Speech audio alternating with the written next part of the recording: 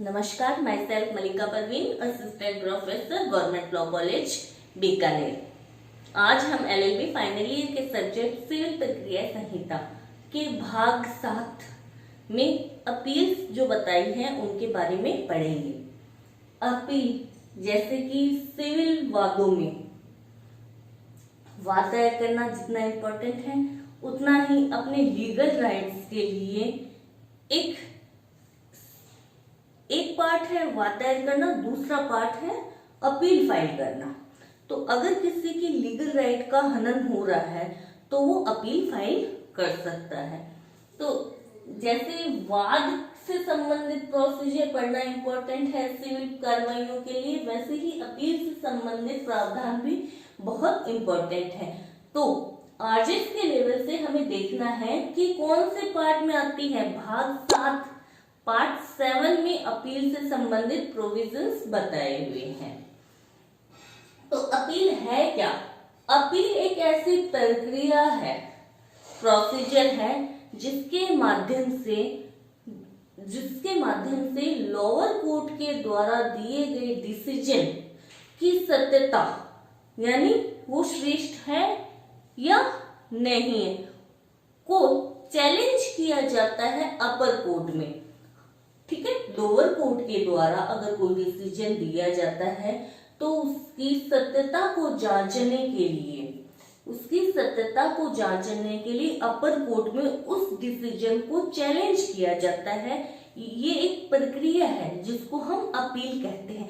ये चैलेंज किन आधारों पे यानी अपील के क्या आधार हो सकते हैं? अपील के आधार तथ्य संबंधी क्वेश्चन हो सकते हैं, विधि संबंधी प्रश्न हो सकते हैं, तथ्य और विधि के मिश्रित प्रश्न भी हो सकते हैं। तथ्य और विधि से मिश्रित प्रश्न भी हो सकते हैं। साथ में ही प्रक्रिया संबंधी प्रश्नों को भी अपील का आधार बनाया जा सकता है। यानी अपील किन आधारों पर की जा सकती है? तथ्य के प्रश्न पे की जा सकती है, विधि के क्वेश्चंस पे की जा सकती है। तथ्य और विधि लॉ एंड फैक्ट से जुड़े हुए क्वेश्चंस पे की जा सकती है एंड प्रोसीजर प्रक्रिया से संबंधित प्रश्नों को भी अपर कोर्ट में चुनौती दी जा सकती। तो अपील क्या है? एक ऐसी प्रक्रिया है जिसके माध्यम से लोअर कोर्ट के तथ्य या प्रक्रिया से संबंधित अगर कोई डिसीजन दिया जाता है तो उस प्रश्न को चुनौती दी जाती है अपर कोर्ट में। ठीक है, तो अपील एक प्रक्रिया है, प्रोसीजर है। अपील कोई सारवान अधिकार नहीं है। अपील कोई सारवान अधिकार नहीं है। जैसे वाद दायर करना तो सारवान अधिकार, हर व्यक्ति जाके जिसके लीगल राइट का हनन हुआ वो वाद फाइल कर सकता है, लेकिन अपील एक सारवान अधिकार नहीं है। ऐसे ही जैन हुसैन खान वर्सेस खुर्शीद जान 1906 का केस है। इसमें उच्चतम न्यायालय ने कहा कि अगर संविधि यानी कोई विधि नहीं बताती है, अपील का उल्लेख नहीं करती है, तो किसी भी पक्षकार को अपील करने का कोई अधिकार नहीं होगा। तो अर्थात सुप्रीम कोर्ट ये कहती है कि अपील ना सारवान अधिकार है, ना नैसर्गिक अधिकार है, ना ही अंतर्निहित कोई अधिकार। अपील एक संवैधानिक अधिकार है। प्रक्रिया संबंधी अधिकार भी नहीं है कि ये प्रोसीजर वाद फाइल हो गया, डिसीजन आ गया तो अब अगली प्रोसीजर ये है कि उसमें अपील होगी। ऐसा अपील प्रक्रिया संबंधी अधिकार भी नहीं है। अपील तो एक संवैधानिक अधिकार है। यानी कोई विधि, कोई संहिता या कोई लॉ अगर अपील करने का अधिकार प्रदान करती है तो ही पक्षकार अपील कर सकता है, अन्यथा पक्षकार अपील नहीं कर सकता। अपील विधि के सारवान प्रश्न पे भी हो सकती है, तथ्य के सारवान प्रश्न पर भी हो सकती है। अब सारवान प्रश्न कौन सा होता है, कि प्रश्न सारवान है, ये कैसे पता चलेगा? तो ठाकुर गंगा सिंह वर्सेस जम्मू कश्मीर राज्य के वाद में सुप्रीम कोर्ट ने ये निर्धारित किया कि वो प्रश्न सारवान प्रश्न माना जाएगा जिसमें जो विषय, जो टॉपिक है, उस टॉपिक पर या उस प्रश्न पर, यानी सारवान कौन सा प्रश्न माना जाएगा? वो प्रश्न जिस पर डिसीजन किया जाना है उस पर हाई कोर्ट या सुप्रीम कोर्ट यानी उच्च न्यायालय या उच्चतम न्यायालय के द्वारा पहले कोई डिसीजन नहीं दिया गया है, तो वो प्रश्न सारवान प्रश्न माना जाएगा। नेक्स्ट आता है कि अपील कौन कर सकता है? तो वाद का कोई भी पक्षकार, वाद का कोई भी पक्षकार जिसका नाम वाद के रिकॉर्ड अभिलेख में दर्ज है, एज ए वादी या प्रतिवादी के रूप में दर्ज है, तो वो वाद का पक्षकार अपील कर सकता है। पर जो डिसीजन आया है वो उसके एडवर्स आया है, उसके प्रतिकूल आया है, तो वो अपील कर सकता है, यानी उसके विधिक अधिकार का हनन होना जरूरी है। अगर उसके लीगल राइट का हनन नहीं होता है तो वाद का पक्षकार अपील फाइल नहीं कर सकता। टोटली इंजूरिया साइन डैमनम, यानी उसको लीगल डैमेज होना जरूरी है, चाहे उसको हानि कितनी भी क्यों ना हो। अगर उसके लीगल डैमेज नहीं हुआ है, विधिक क्षति नहीं हुई है, तो वो व्यक्ति अपील फाइल नहीं कर सकता। तो फर्स्ट कौन अपील कर सकता है? वाद का कोई भी पक्षकार जिसके विरुद्ध डिसीजन या निर्णय आया है वो अपील फाइल कर सकता है। सेकंड आता है कि अगर पक्षकार की मृत्यु हो गई है, अगर पक्षकार की मृत्यु हो गई है, डेथ हो गई है, तो उसके एलआर, उसके विधिक प्रतिनिधि अपील फाइल कर सकते हैं। थर्ड आता है हित का अंतरिति, यानी ए और बी के बीच में अगर कोई वाद चल रहा था, ए और बी के बीच में अगर कोई वाद चल रहा था, वाद चलने के दौरान ए ने अपना हित, अपना इंटरेस्ट किसको ट्रांसफर कर दिया? सी को ट्रांसफर कर दिया। फिर डिसीजन किसके फेवर में आ गया? ए ने अपना हित सी को ट्रांसफर कर दिया। फिर जो डिसीजन आया, निर्णय आया, वो बी के फेवर में आ गया, बी के फेवर में आ गया। तो अब अपील कौन फाइल कर सकता है? हित का अंतरिति, ट्रांसफर ऑफ इंटरेस्ट, ठीक है। सी हित का अंतरिति होता है, सी अपील फाइल कर सकता है, पर शर्त यह है, कंडीशन यह है कि सी यानी ट्रांसफरी का नाम वाद के पक्षकार के रूप में, एज ए पार्टी के रूप में अभिलेख में दर्ज, रिकॉर्ड में दर्ज होना आवश्यक है। अगर उसने सिर्फ ऐसे ही हित, इंटरेस्ट ट्रांसफर कर दिए अपने हित, तो वाद का पक्षकार नहीं बनाया उसे, तो फिर वो अपील नहीं कर सकता।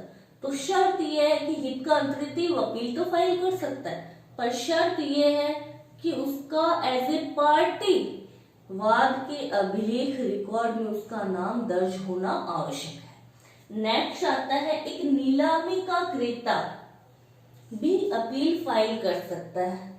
कब कर सकता है? जैसे ए और बी के बीच में वाद चला, डिग्री आई, बी के फेवर में डिग्री आ गई, तो ए की जो जमीन थी वो क्या हो गई?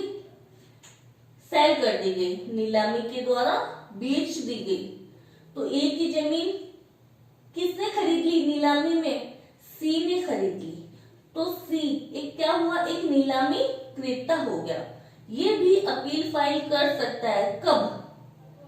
जब ए यानी जिसके विरुद्ध डिग्री आई थी, अगर वो उस जिसका एजुकेशन हो चुका है, डिग्री का एजुकेशन हो सका, वो उस डिग्री को अपार्ट सेट असाइड करने के लिए अगर कोई वाद फाइल करता है, तो नीलामी का क्रेता उसके लिए अपील फाइल कर सकता है। तो अपील कौन कौन कर सकते हैं? वाद का पक्षकार कर सकता है, उसके विधिक प्रतिनिधि कर सकते हैं, हित का अंतरित कर सकता है, या एक नीलामी के का क्रेता भी अपील फाइल कर सकता है। नेक्स्ट पढ़ते हैं अपील के प्रकार। सिविल प्रक्रिया संहिता 1908 में अपील के प्रकार बताए, यानी इस संहिता में अपील से संबंधित कौन कौन से सेक्शंस हैं और कौन कौन से ऑर्डर है वो मैं यहाँ पे बताती हूँ, वर्गीकरण किया है मैंने यहाँ पर, ठीक है। अपील के प्रकार, फर्स्ट आता है मूल डिग्रियों से अपील, यानी इसको बोलते हैं फर्स्ट अपील। डिसीजन आया, डिग्री आ गई, उस डिग्री की फर्स्ट बार अपील की जाती है तो उसको बोलते हैं फर्स्ट अपील। मूल डिग्रियों से अपील, ये दो मूल डिग्रियों से अपील और अपील ये डिग्रियों से अपील, ये डिग्री से अपील है। तो फर्स्ट अपील कहाँ हो रही है? डिग्रियों की फर्स्ट अपील है, डिग्री की हो रही है, ठीक है।